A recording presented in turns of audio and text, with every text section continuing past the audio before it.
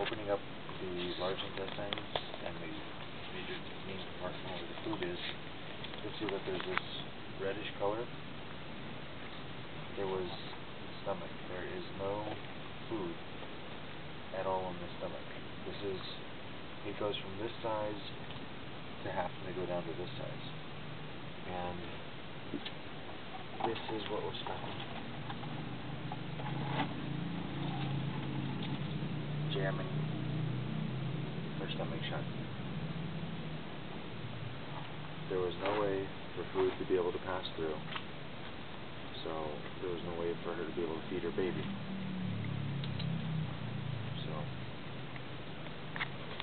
we had found signs that she had just barely had her baby and unable to feed herself or be able to support her baby.